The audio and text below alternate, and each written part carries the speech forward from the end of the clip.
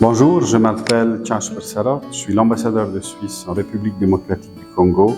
Je suis résident ici à Kinshasa, mais je suis en même temps aussi accrédité en République du Congo et en République gabonaise, donc à Brazzaville et à Libreville.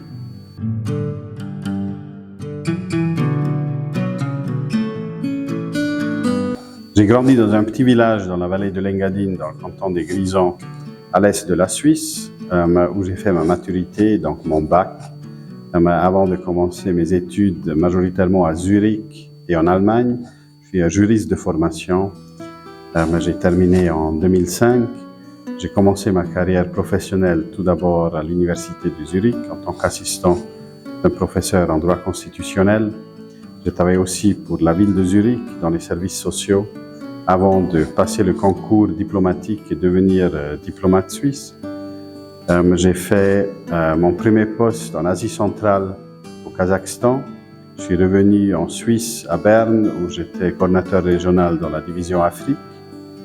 Je suis parti comme premier conseiller à l'ambassade de Suisse au Liban, à Beyrouth, où je suis resté 3 ans. J'ai eu la même fonction en Pologne pendant 2 ans en tant que premier conseiller de l'ambassadeur à Varsovie. J'étais ensuite nommé pour la première fois ambassadeur de Suisse à Madagascar, résident à Antananarivo, accrédité en même temps aussi aux Comores et aux Seychelles.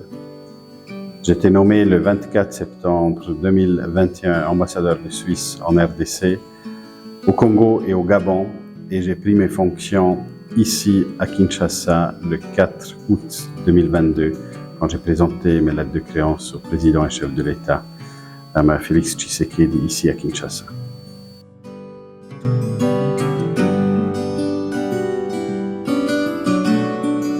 J'espère que ce moment, il sera encore devant moi. Écoutez, en tant que diplomate, on vit plein de choses. Et heureusement qu'on oublie beaucoup aussi. Je dis toujours, c'est important de garder aussi les bons souvenirs. Donc, j'essaie de me souvenir des bons moments. Un des moments forts que j'ai notamment pu vivre aussi ici en RDC, c'était la visite du président de la Confédération suisse. Ça fait bientôt 1 an, en avril 2023, qui a passé 5 jours ici au pays. Vous pouvez vous imaginer. L'organisation d'une visite présidentielle, ça demande un peu quelque chose. Il faut travailler avec les autorités du pays hôte. En même temps aussi, il y a toute une logistique à prévoir, la sécurité, mais il y a aussi le programme, du point de vue contenu. On aimerait bien, évidemment, remplir et atteindre les attentes, notamment aussi de mon président de l'époque. Et c'est beaucoup de travail, c'est parfois peut-être un peu de sommeil. C'est pas mal de pression, mais à la fin, quand vous voyez que le président quitte avec un sourire sur son visage, tout en étant content d'avoir pu effectuer un magnifique séjour de 5 jours où il a tout vu du palais présidentiel jusqu'au camp des déplacés internes à l'Est. C'était quand même un beau moment aussi, et je pense un moment dont je m'en souviendrai encore pendant longtemps.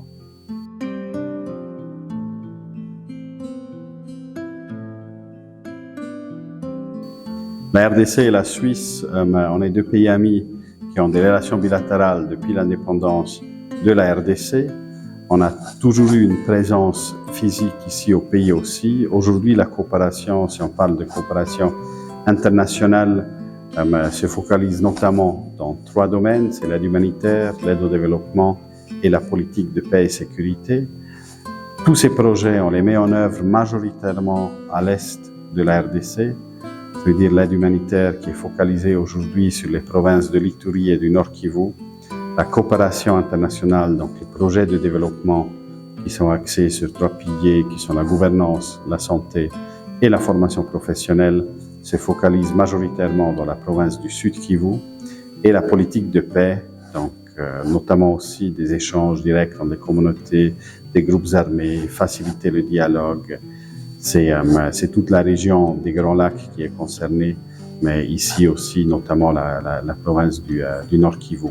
À part cette coopération bilatérale, donc avec des fonds de mon pays mis en œuvre ici en RDC, il y a évidemment aussi toutes les autres coopérations qui se font notamment aussi grâce à des engagements des gens privés, donc c'est soit dans le domaine des ONG, mais aussi la science, où il y a des professeurs qui ont beaucoup d'échanges avec des professeurs d'université ici en RDC, mais c'est aussi les entreprises suisses présentes au pays qui contribuent évidemment aussi au développement en créant des emplois dans le pays. Et on a des relations culturelles aussi dans les deux sens, où il y en a beaucoup d'artistes congolais qui vont se présenter en Suisse et vice-versa aussi, ce qui aide quand même à serrer les liens entre nos deux pays.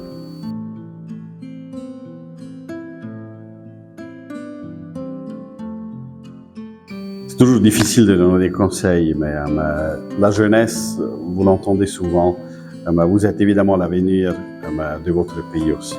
Aujourd'hui, tous ceux qui ont dépassé les 18 ans, ils font déjà partie des vieux dans ce pays parce que la moitié de la population congolaise a moins de 18 ans. Ce qui est important, je pense, pour la jeunesse d'aujourd'hui, c'est d'abord d'avoir accès à l'éducation, mais ensuite aussi d'avoir une vraie perspective dès qu'on entre le marché du travail. Et je pense là, il y en a encore des chantiers, donc de donner une vraie perspective, ça veut dire de former des jeunes dans des métiers dont on a besoin pour développer le pays. Et moi, je souhaite que la jeunesse congolaise puisse avoir ces formations, cet accès pour se former eux-mêmes, pour ensuite contribuer au développement du pays. C'est ça mon souhait à la jeunesse congolaise.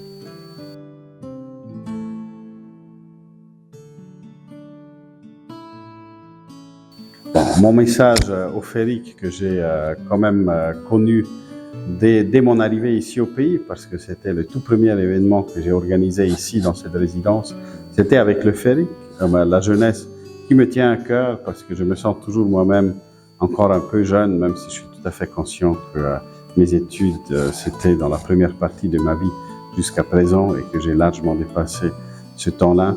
Mais c'était toujours un plaisir de pouvoir échanger avec le FERIC. J'espère aussi qu'on puisse continuer à avoir ces échanges dans l'avenir. Je me réjouis des projets qu'on a déjà programmés ensemble.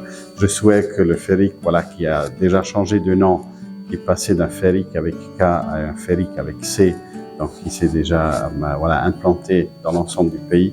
J'espère que cette démarche continue, qu'il y a davantage de jeunes intéressés par les études de relations internationales qui se réunissent et qui ensemble essayent peut-être aussi plus tard donc de contribuer à une diplomatie plus forte de la RDC.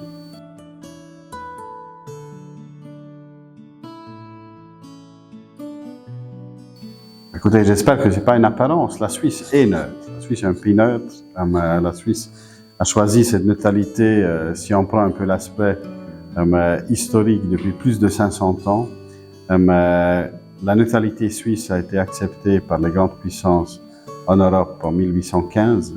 La neutralité fait partie du cadre légal suisse aujourd'hui. La neutralité dans le noyau dur veut dire que la Suisse ne soutient aucun pays qui est dans un conflit.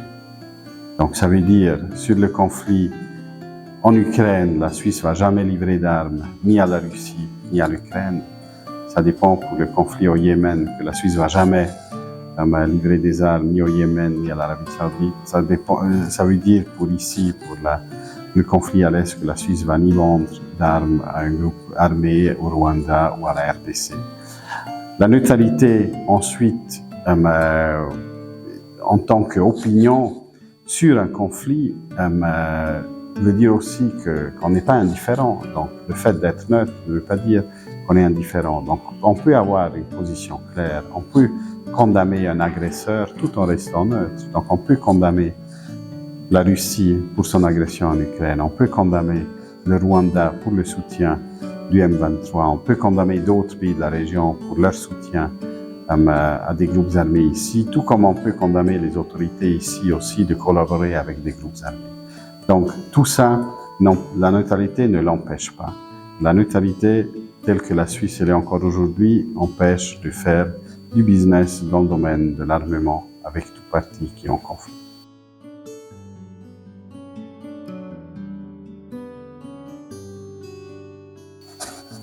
Écoutez, je connais plusieurs mots, disons, commencer par Mbote, Malamu, etc., ce qu'on dit souvent aussi dans des discours, mais je dois dire aussi que j'ai pas fait l'effort d'apprendre une des langues nationales, dans les 4, à part le français qui est national et officiel aussi, parce que déjà le français c'est une langue étrangère pour moi, donc je me suis dit, si j'arrive déjà à améliorer mon français étant au Congo, j'ai déjà réussi à perfectionner une des langues, donc je me suis focalisé sur ça.